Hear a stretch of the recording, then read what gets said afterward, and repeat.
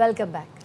پاکستان کی کامیاب سفارتکاری کا کمال، امریکہ اور ایران کا حتمی معاہدے تک پہنچنے کے لیے 60 روزہ روڈ میپ پر اتفاق۔ تکنیکی مذاکرات رواں ہفتے برگن اسٹاک میں جاری رہیں گے۔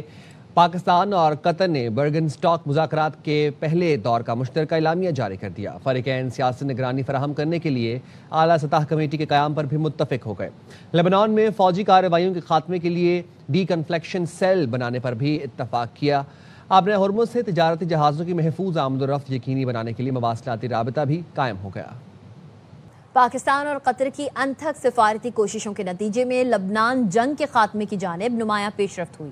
ایرانی وزیر خارجہ عباس عراقچی نے ایکس پر لکھا، اس پیش رفت کے تحت تیل اور پیٹرو کیمیکل مصنوعات کی برآمدات پر عائد پابندیوں میں نرمی دی گئی ہے، ناکہ بندی ختم کر دی گئی، منجمد اثاثوں کا ایک حصہ جاری کر دیا گیا۔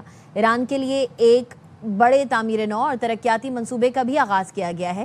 اس عمل کا پہلا حقیقی امتحان لبنان میں قائم کیے جانے والے ڈی کنفلیکشن سیل یعنی تنازعات کے تدارک اور رابطہ کاری کے مرکزی کارکردگی ہوگا۔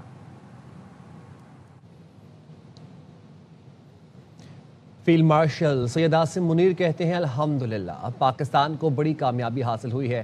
برگن اسٹاک میں AIY نیوز کے سینئر اینکر پرسن وسیم بادامی سے گفتگو کرتے ہوئے فیلڈ مارشل سید عاصم منیر نے کہا الحمدللہ پاکستان کو بڑی کامیابی حاصل ہوئی ہے، یہ کامیابی اللہ تعالیٰ کے فضل و کرم سے ملی ہے۔ امریکہ کے نائب صدر JD Venice field marshal Syed Asim Munir کی سفارتکاری کے معترف، کہا 3 ماہ کے دوران فیلڈ مارشل سے سب سے زیادہ رابطہ رہا۔ فیلڈ مارشل نے عظیم فوجی رہنما کے ساتھ خود کو اچھا سفارتکار بھی ثابت کیا۔ فیلڈ مارشل کی مدبرانہ صلاحیتوں کے بغیر ہم شاید یہاں نہ ہوتے۔ JD وینس بولے وہ مذاق میں کہتے ہیں ان کی زندگی میں 2 اہم ترین لوگ ہیں، ان میں سے ایک فیلڈ مارشل سید عاصم منیر ہے۔ Field Marshal in Pakistan, Asim Munir.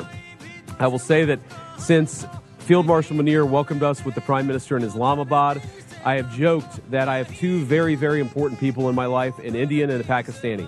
The Indian is my wife and the Pakistani is Field Marshal Munir. And I've probably talked to Field Marshal Munir more than I've talked to anybody else over the last 3 months. Would not be here without his statesmanship. He is a great military leader, but I think he's shown himself to be a great diplomat. Iran سے مذاکرات میں مثبت پیش رفت ہوئی ہے۔ امریکی سفارت خانے نے ایکزیوس سے گفتگو میں بتایا کہ تکنیکی ٹیمیں سوئٹزرلینڈ میں ہی رہیں گی اور اپنا کام جاری رکھیں گی۔ مفاہمتی یادداشت کی شقوں پر عمل درآمد کے طریقہ کار پر مفید بات چیت ہوئی ہے۔ ایران کے ساتھ تمام نکات پر بغیر کسی رکاوٹ کے بات چیت ہوئی۔ ایران کے ساتھ آبِ ہرمز معاملے پر اچھی پیش رفت ہوئی ہے۔ ایران کے ساتھ بات چیت میں جوہری معاہدے کے تمام پہلوؤں پر تبادلہ خیال ہوا۔ مذاکرات کا اہم محور لبنان میں جنگ بندی کو نافذ کرنے کا طریقہ کار تھا۔ پاکستانی اور قطری ثالث اختلافات اور مشکلات پر قابو پانے میں مدد کر رہے ہیں۔ چاروں فریق مذاکرات کے آگے بڑھنے کے لیے طریقے سے مطمئن ہیں۔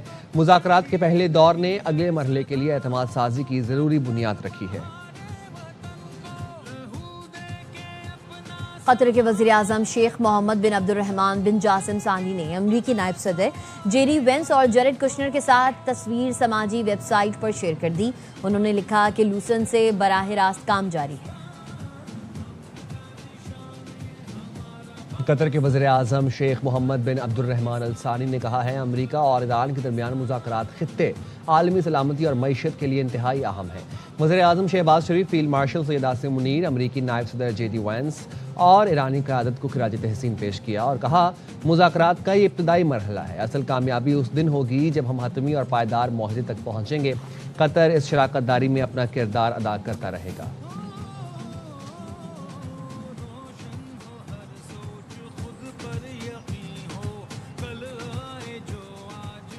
وزیر اعظم شہباز شریف کہتے ہیں صدر ڈونلڈ ٹرمپ امن پسند شخصیت ہے، پاک بھارت جنگ بندی میں اہم کردار ادا کیا۔ برگن اسٹاک میں صحافیوں سے غیر رسمی گفتگو کے دوران وزیر اعظم نے کہا جب پاکستان اور بھارت ایٹمی تصادم کے انتہائی قریب پہنچ چکے تھے، صدر ٹرمپ نے نازک وقت میں مؤثر مداخلت کی، کروڑوں لوگوں کو بچایا۔ امریکہ کے ساتھ پاکستان کے دیرینہ تعلقات ہیں، پاکستان کی حمایت کرنے پر صدر ٹرمپ کا شکر گزار ہوں۔ پاک امریکہ تعلقات وقت کے ساتھ مزید مضبوط ہوئے ہیں۔ That he's the man of peace, demonstrated that during the war between Pakistan and India, when the two countries were very close to nuclear flashing point, and President Trump's dynamic and courageous leadership intervened effectively and save hundreds of millions of people. Renewed friendship between the United States and America is a very encouraging sign, and I am really grateful to President Trump for supporting Pakistan in promoting economic cooperation between the two countries, counter-terrorism. अमरीकी सदर Trump ने Iran के मामले पर Italy समेत NATO इत्तेहादियों पर कड़ी तनकीद की है। ट्रूथ सोशल पर लिखा, अमेरिका ने नाटो पर खरबों डॉलर्स खर्च किए। इटली और उसकी वज़ीर आज़म ईरान और उसके संगीन जौहरी खतरे के खिलाफ किसी कार्रवाई में शमूलियत का सोच भी नहीं रहे, जबकि हमने कई दहाइयों तक इन मुल्कों का दिफा किया। आजमाइश आई तो वो ना हमारे दिफा और ना ही बाकी दुनिया के लिए मौजूद थे। ये अच्छी बात नहीं। अमेरिका के सदर डोनाल्ड ट्रंप ने ईरान को आबनाए हुर्मुज़ किसी सूरत बंद ना करने की वार्निंग दी। कहा, ईरान ने आबनाए हुर्मुज़ की बंद ना की तो नताइज इंतहाई संगीन होंगे, ईरान को सफ़े हस्ती से मिटा देंगे। ईरानी मुज़ाकरातकार अपने मुल्क वापस नहीं जा सकेंगे। फॉक्स न्यूज़ को इंटरव्यू में ये भी कहा कि इसराइल को लबनान में इमारतें तबाह करने के सिवा कुछ नहीं आता। हिज़्बुल्लाह के खिलाफ इसराइली कार्रवाइयों ने मायूस किया। वो चाहते हैं शाम के सदर अहमद अल शरा जनूबी लबनान में दाखिल होकर हिज़्बुल्लाह के खिलाफ कार्रवाई करें।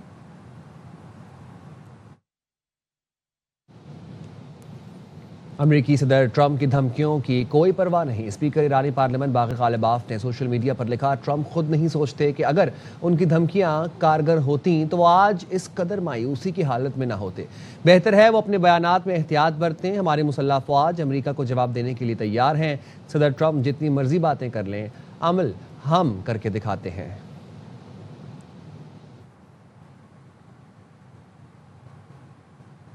पाकिस्तान और कतर की सालिसी में अमेरिका और ईरान के दरमियान तकनीकी मुज़ाकरात। पहले दौर में तेल पर आर्जी इस्तिस्ना के मुसव्वदे पर इत्तफाक हो गया।